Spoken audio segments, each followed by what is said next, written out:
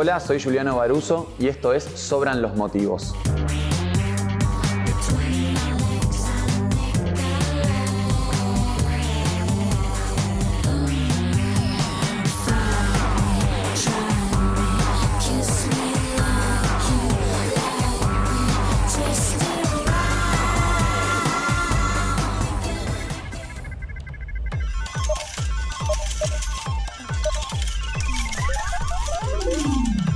¿Todo bien?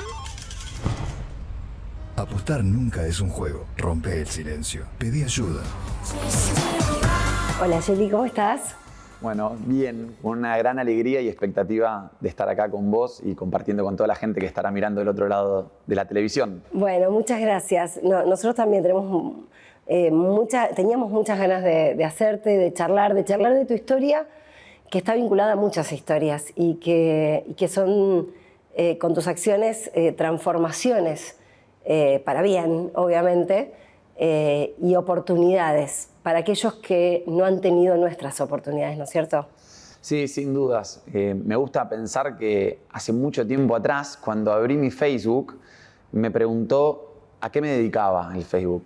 Y en ese momento puse que era constructor de sueños. Y desde entonces, que vengo trabajando hace años en distintos proyectos en la ciudad de Rosario y en otros lugares, que buscan esto, enseñar a la gente a soñar, pero lo más importante que es enseñarla a trabajar por sus sueños y brindar herramientas y acercar oportunidades que permitan cumplir esos sueños. Tal cual, porque tal vez lo miramos desde nuestra óptica, en donde nosotros, reitero, tuvimos un contexto que nos daba per se herramientas. Entonces, está bueno soñar, pero está bueno poder tener herramientas para saber cómo empezar a delimitar ese camino, por dónde ir. Digo, y evidentemente, ¿cuándo creaste el Facebook? ¿Hace 1000 años? ¿Ya tenías en tu cabeza esto? Sí, sin duda. Ya venía trabajando yo de los 16 años. Empecé a trabajar en el mundo social, en el mundo solidario.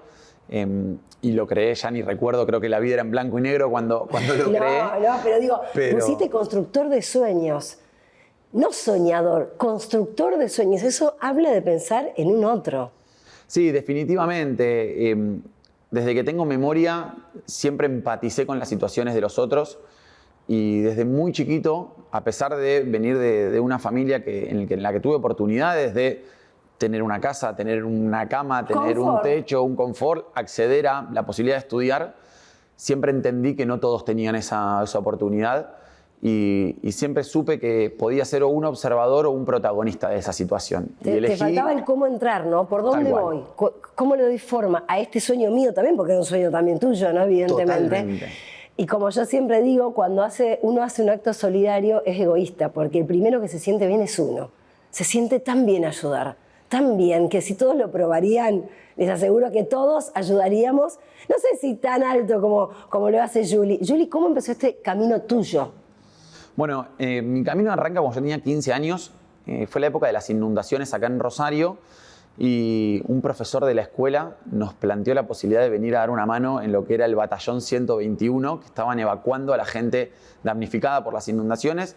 Yo me sumé como un adolescente más, que me pareció que estaba muy buena la idea, y a partir de ahí hubo un antes y un después. Ahí empecé a entender esto de la necesidad que puede padecer un otro.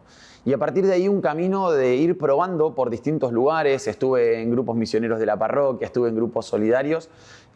Incluso llegué a formarme como sacerdote en un determinado momento, desde el lugar donde me tocó visitar cárceles, hospitales y un montón de proyectos, hasta que desembarqué después de tanto camino en lo que para mí es el proyecto madre con el que empezó un camino de profesionalización de esto, que fue en Villa La Lata, a través de un sacerdote amigo que era el padre Gonza. Pero vos vivías en Fisherton. ¿Cómo terminaste en Villa La Lata? Yo vivía en Fisherton y terminé en el opuesto totalmente contrario, porque todavía siendo seminarista, al padre Gonza, que era un gran amigo de la vida, lo trasladan acá a Villa La Lata y me llama y me dice, ayúdame a hacer algo porque tenemos que buscarle una vuelta a esto. También estaba el padre Fabián Belay. ¿Esto se llama droga, sobre todo? Esto se llama droga, esto se llama calle, esto se llama esquina. En realidad el gran problema que tenemos no es la droga.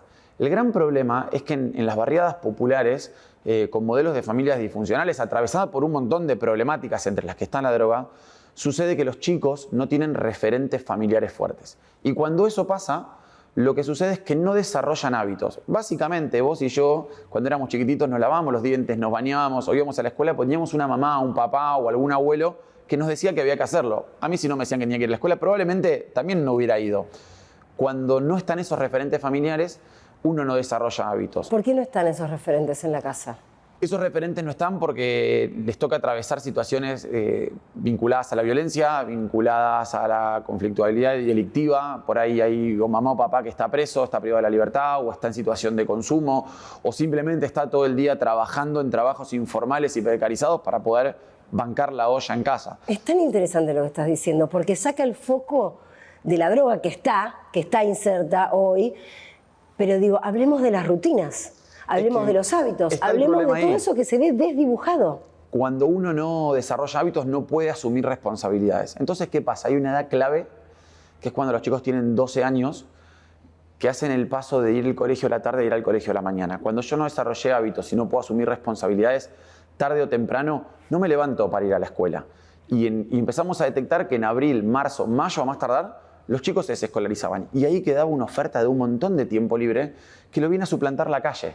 Lo viene a suplantar la esquina y ahí aparece recién la droga como algo que viene a matar ese tiempo libre y que después obviamente conduce a un círculo vicioso y espiralado de narcomenudeo, de delincuencia, de consumo y ahí empiezan los descensos. Sí, sí, claro. Pero el problema y no hay un referente, volvemos a esto, que te encamine en esta deserción escolar, que te diga, no, pará, te tenés que levantar temprano, o no, cambiar la tarde, bueno, pero a este horario. No hay horarios, no hay normas, no hay absolutamente nada. Exactamente, y cuando Gonza llega a Villa La Lata, me plantea, hagamos algo para crear ese espacio de contención que formen hábitos, que formen valores, que formen responsabilidades. Y definitivamente el deporte es un vehículo educativo por excelencia. Y me gusta usar una frase que es entrar con la de ellos para salirnos con la nuestra. Si nosotros íbamos con la idea de vamos a escolarizarnos, vamos a hacer un apoyo escolar, probablemente ningún chico se hubiera acercado. Ahora, cuando tiramos la pelota de fútbol, los pibes y las pibas del barrio empezaron a venir. Y en ese empezar a hacer el fútbol y en ese empezar a compartir desde el fútbol, empezó a pasar que empezamos a compartir mucho más tiempo que el que entrenábamos o el que jugábamos al fútbol. Y en ese diálogo uno se va constituyendo como referente de los chicos. Hay algo que es básico, que es el vínculo que se genera. Y desde ahí empezamos a educar y empezamos a desarrollar un proyecto con un montón de gente, o sea, el padre Fabián Belay a la cabeza, el padre Gonzalo y un equipo de trabajo maravilloso que se había armado en La Lata, que hoy continúa trabajando con el Club María Madre, que empezó a crear este cambio desde el deporte. Pero empezamos a detectar que eso no alcanzaba, porque nos dábamos cuenta que desde las 9 de la mañana hasta las 11 de la noche el club estaba abierto y conteníamos, pero de 11 de la noche a 9 de la mañana, el partido que íbamos ganando 2-0 cuando se cerraba la puerta, lo recibíamos 5-2 abajo, porque la calle te golea, porque la calle no perdona, porque la oferta es mucho más atractiva. Y en esa, perdón, te interrumpo, y en esa complicidad que vos habías y tu equipo habían generado con estos chicos a las 9, 10 de la mañana, ¿qué era lo que te decían? ¿Qué era lo que te arrojaban para que a vos también te sirva y te nutra para lo que venía? Mirá, los chicos planteaban esto, ¿no? Me parece que más que lo que decían es lo que hacían. Cuando nosotros llegábamos a las 9 de la mañana, ya estaban en la puerta esperando que abramos. Esa presencia habla de una necesidad, de un deseo, y es un deseo no de un mate cocido, por más que pueda doler la panza del hambre. Es un deseo de un abrazo, es un deseo de una contención, y es un deseo de saberse reconocido, de alguien me miró y yo existo para alguien, y hay alguien que se preocupa por mí. Cuando uno sabe que hay alguien que se preocupa por uno, todo cambia, toda la dimensión de la persona cambia, y uno empieza a entrar en un tejido de relaciones interpersonales que ayudan a que desarrolle habilidades intrapersonales. Entonces, más que lo que los chicos decían, era esa necesidad de ¿qué pasa que son las 9 y 10? No ha pasado de llegar 10 minutos tarde y dale, te estamos esperando hace 10 minutos. Y era abrir para que los chicos entren, para que jueguen al metegol, para que jueguen al ping-pong y para que empiece a habitar la vida dentro del espacio y que ese espacio se convierta en un refugio. Ay, qué importante todo lo que estás contando y qué básico por momentos, porque estamos hablando de un vínculo que se establece a través, en este caso, de la pelota, pero que después va más allá y de compartir un mate cocido y de cómo va forjando vos, y te tenés que hacer responsable de eso, la personalidad de esos chicos, la autoestima de esos chicos, saberse queridos, el abrazo. Después vamos a hablar de los abrazos y el símbolo que tiene que ver con tu segundo libro. ¿Qué siguió después de eso? Después de eso siguió un proceso de profundizar el proyecto, de empezar a sumarle apoyo escolar, hasta se llegó a fundar un EMPA que hoy sigue funcionando. Fue el EMPA Papa Francisco, que hoy funciona en un montón de barrios, tuvo su germen, su semilla en Barrio La Lata. Empezar a armar una cooperativa, incluir a las familias, sobre todo a las madres, con espacios de contención para las mamás. Y empezó a funcionar todo un universo alrededor de este espacio, de este club, de este centro de niñez, de este centro de vida. Pero a mí no dejaba de picarme la duda de esto de qué pasaba con estos chicos más vulnerables dentro de los vulnerables y qué más podíamos hacer. Y vino un hito, que es un antes y un después, que tuvimos la oportunidad en el 2018 de viajar a jugar un nacional de futsal a Tierra del Fuego.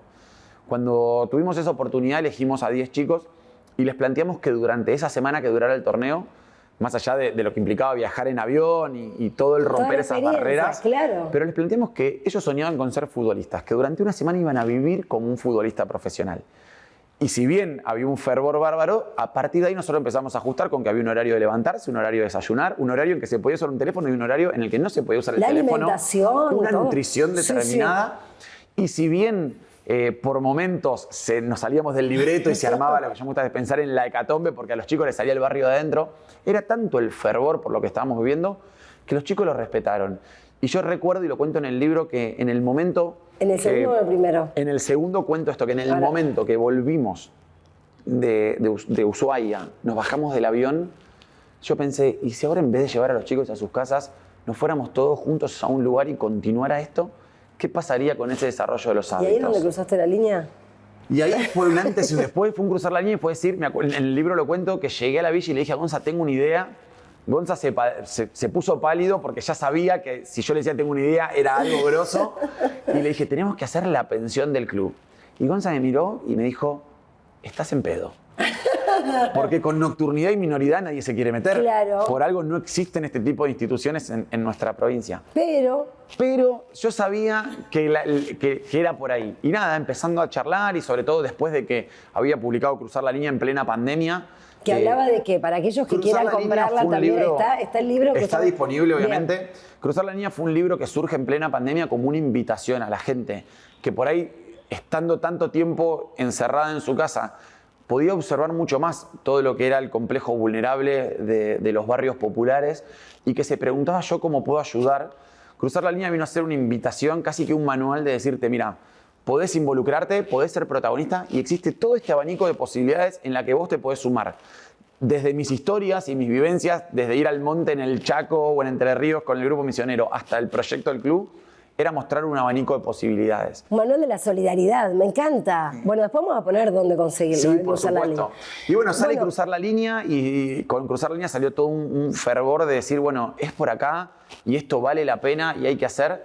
Y entonces estaba esta idea de lo que había sucedido posterior. Yo ya me había ido a vivir a Buenos Aires con Fundación River y eso me permitió observar que lo que pasaba en La Lata pasaba en los barrios del conurbano bonaerense y en los barrios populares de Santiago del Estero y de un montón de localidades. Y dije, es urgente repensar este proyecto. Y sucede que a uno de estos chicos que habían ido al viaje la pandemia lo había dejado regalado a la calle, empezó a habitar los caminos que no queríamos que habite y termina en un episodio bastante complicado con 2 tiros en la espalda peleando por su vida en el hospital Baigorria. Y cuando yo me enteré en la noticia un día a la mañana dije, es urgente hacer el dispositivo, porque si nuestra casa deportiva ya existiría, esto no hubiera pasado.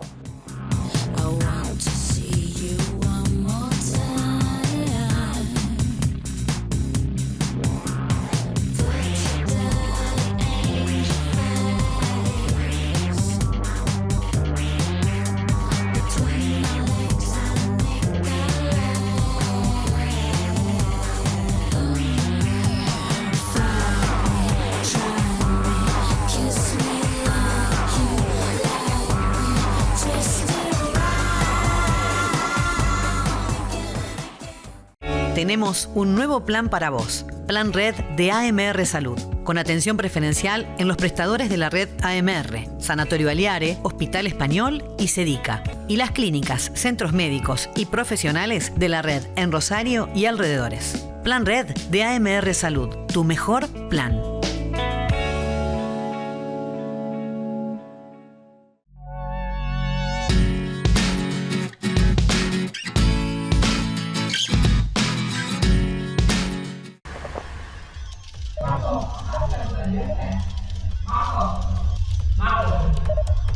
Marcos, ¿pagaste la cuota del viaje?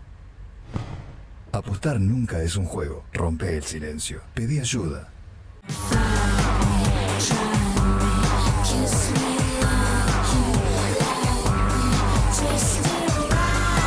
Prevenir y no remediar, ¿no? Esa frase. Tal cual. Llegar antes, llegar a tiempo. tiempo. Y ahí nace A Tiempo también, Y que A tiene un Tiempo- montón de historias. A Ahora, Tiempo nace como contar estas situaciones.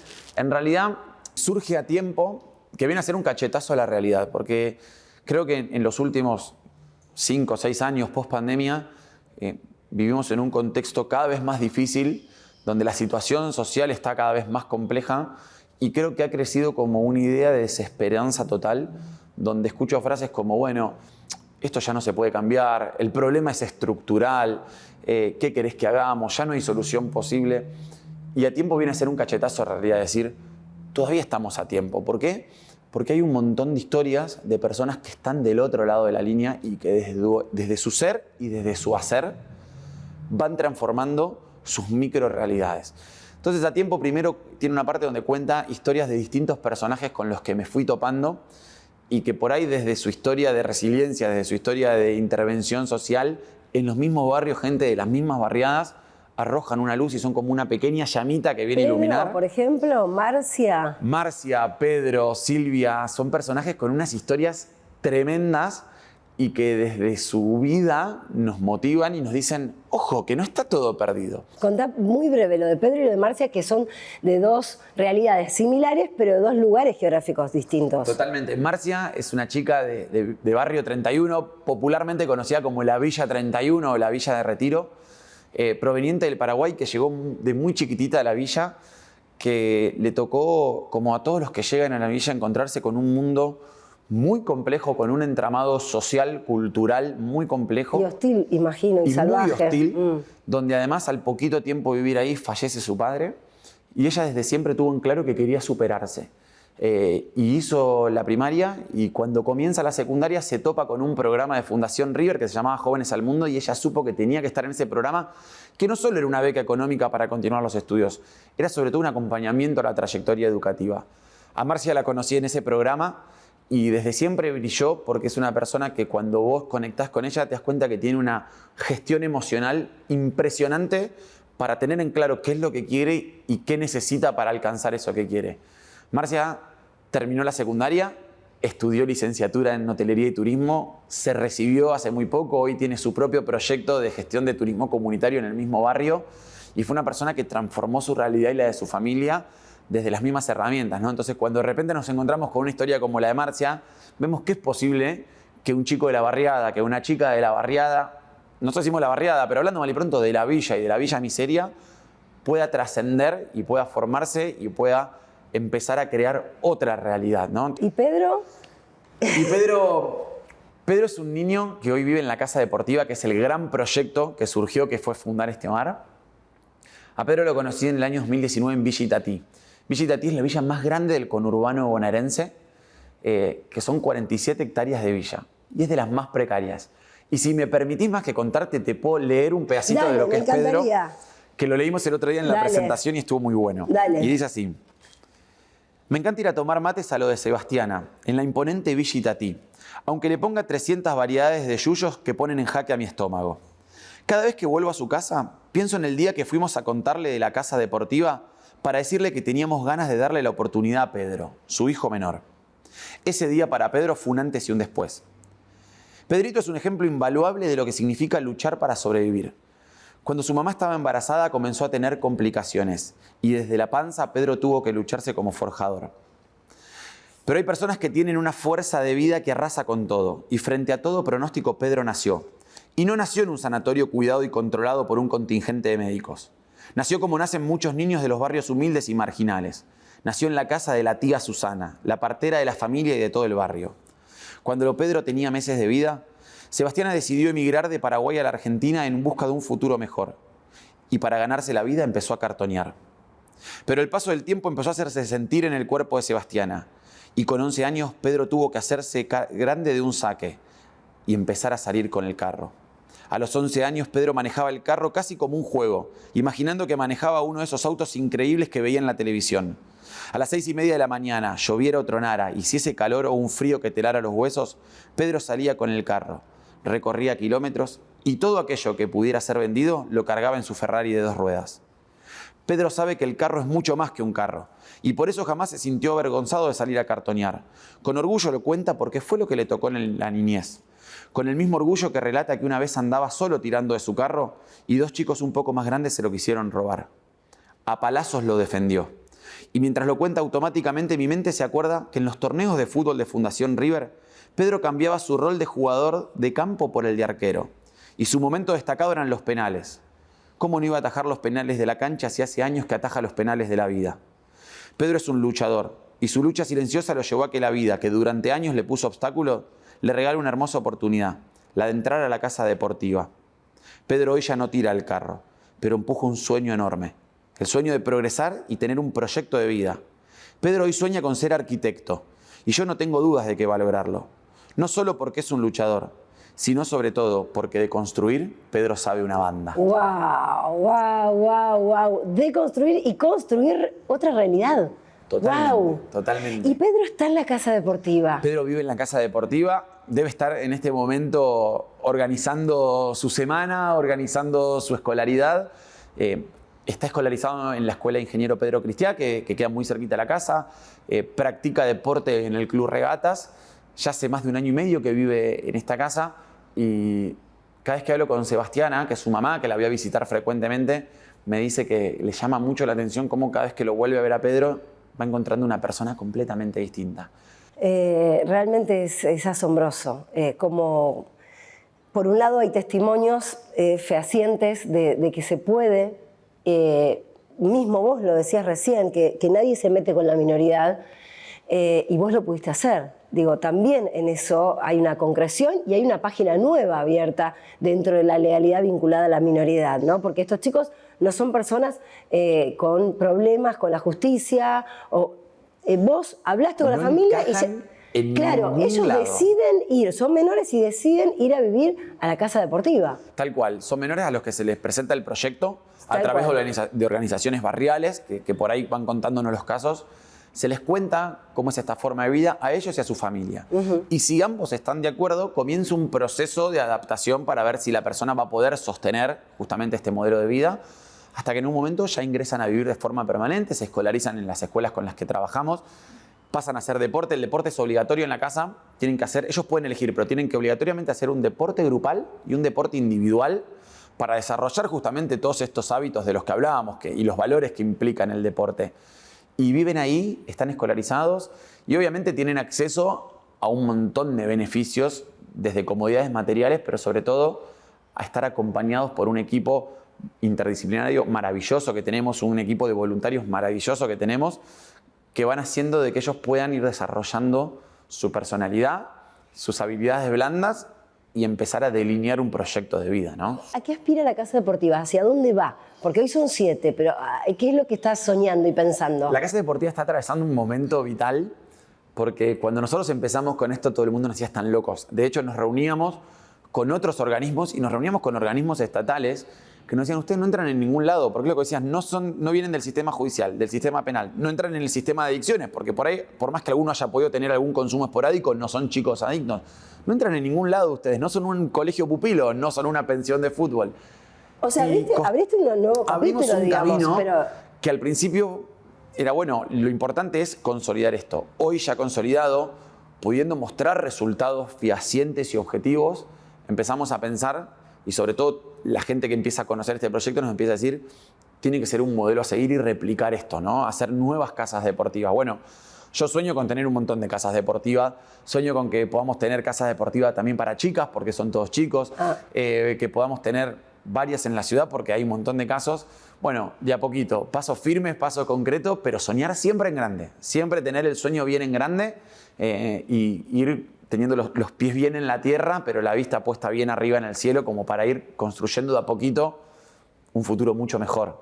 ¿Qué te dio la Fundación River como director de metodología que lo sos? Esta visión a lo mejor de país y de tal vez, ¿por qué no, en algún futuro cercano replicar la casa deportiva, ¿no? Como tiene Fundación, ¿no? Tal cual. La Fundación River en mi vida creo que fue la que más me formó en cuanto a experiencias, a la posibilidad de conocer nuevas realidades, de viajar por Jujuy, Santiago del Estero, Misiones en una comunidad originaria, con el fútbol como bandera, pero entendiendo que el fútbol es una herramienta social. Me dotó de experiencia, me dotó de conocimiento. Tuve la oportunidad de compartir con gente muy formada, que me fui apropiando de sus saberes, apropiando de sus formas, apropiando de sus métodos, para ir desarrollando nuevos métodos. Es como un refugio desde donde siempre me animo a soñar, porque también sé que hay un apoyo muy grande a estos proyectos. Y te da una visión, ¿no? Mucho más amplia, sí. Ahora, estaba pensando, hablando de formación, filósofo, técnico en ciencias políticas y DT, o algo, claro, dijiste el fútbol, la pelota, bueno, tengo que capacitarme también en eso. Totalmente, director técnico de ATFA, que es la Asociación Técnico del Fútbol Argentino, técnico en ciencia política por la UNR, profesor de filosofía.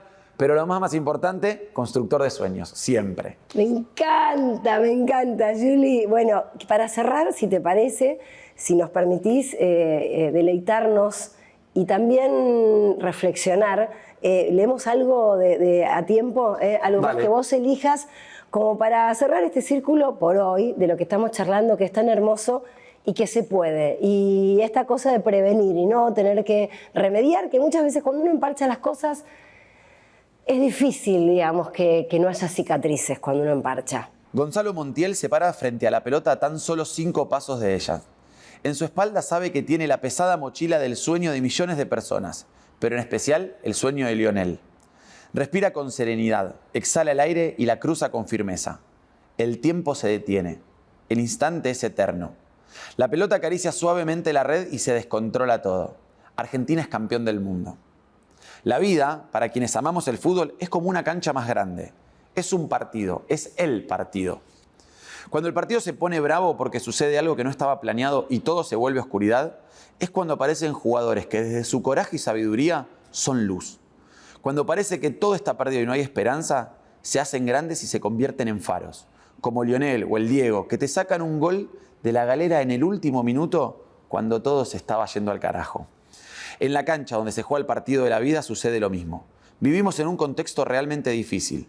Escucho por todos los rincones que ya no vale la pena, que este país es inviable. Pareciera ser que cada vez más nos vamos resignando y bajamos los brazos. Parece que hacerle un gol a la realidad, para al menos tratar de empatar por un ratito el partido, es imposible. Pero del otro lado de la línea hay un montón de personas que son ese faro, que cargan luz propia con su andar. Estas personas son luz que rompe la oscuridad. Luz que arroja esperanza de que el partido no se perdió. Esperanza de que vale la pena seguir luchando por una sociedad más justa. Esperanza de que no es tarde. Esperanza de que estamos a tiempo de cambiar las cosas, a tiempo de transformarlo todo. Gracias, constructor de sueños. Gracias.